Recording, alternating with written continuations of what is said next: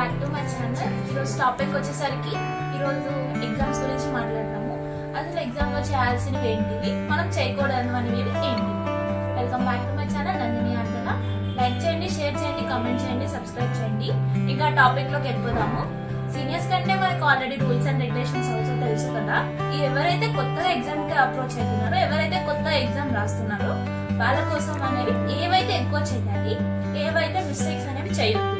Okay, first thing వచ్చేసరికి time management అండి. Time management అనేది ఎగ్జామ్ లో చాలా ఇంపార్టెంట్. ఎందుకంటే పేపర్ అనేది ఇంతకు ముందు కన్నా చాలా డెవలప్ అయింది, చాలా హార్డ్ గా ఉంటుంది. ఎందుకంటే 5 రాంగ్ ఆన్సర్స్ ఉన్నాయి. మీరు 5 రాంగ్ ఆన్సర్స్ రాయాలంటే 3 hours అయితే మొత్తం దానికే సరిపోతుంది. జస్ట్ ఒక చిన్న టైం మేనేజ్మెంట్ లో మీరు ఎగ్జామ్ అనేది మంచిగా రాయొచ్చు, మోర్ మార్క్స్ స్కోర్ చేయొచ్చు.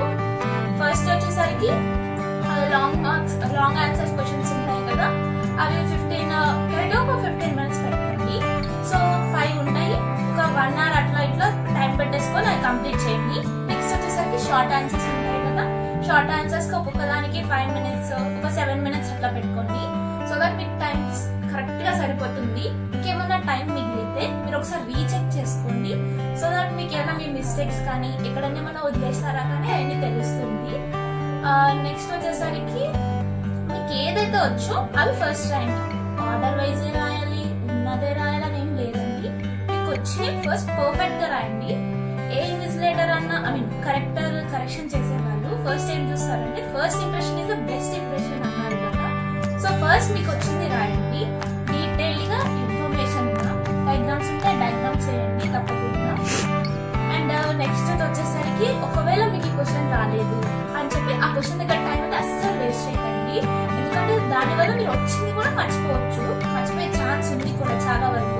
చాలా వరకు చేసే తప్పు ఏంటంటే అయ్యో నాకు ఈ క్వశ్చన్ రాలేదు కదా, ఇది ఎట్లా ఇప్పుడు అని కాకుండా లీవ్ సమ్ స్పేస్, దానికోసం ఒక స్పేస్ వదిలేసింది. లేకపోతే అసలు ఆ క్వశ్చన్ ఫస్ట్ అక్కడ అటెంప్ట్ చేయకండి, లాస్ట్ లో రాసుకుందాం మనం.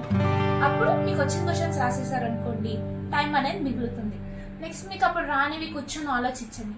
మీకు అంతగా గుర్తురాలేదు అనుకోండి, ఏ ఒక క్లాస్లో అయితే వినే ఉంటారు కదా, లేకపోతే దానికి రిలేటెడ్ ఏమైనా చదివే ఉంటారు కదా. సో దానికి రిలేటెడ్ గా రాయండి. సో దట్ మీకు అనేవి మార్క్స్ అనేవి పెరిగే ఛాన్స్ ఉంది. నెక్స్ట్ ఎక్కువ మ్యాటర్ అయితే రాయండి, మోర్ పాయింట్స్ అనేవి హైలైట్ చేయండి. మీరు ఒక బ్లూ పెన్ బ్లాక్ పెన్ కాకుండా పాయింట్స్ అనేవి హైలైట్ చేయండి. సో దట్ ఇంప్రెషన్ అనేది ఉంటుంది, ఓకే ఇది మెయిన్ పాయింట్ అని బాగా కనిపిస్తుంది. And that's it. Thank you. Subscribe to my channel. Thank you.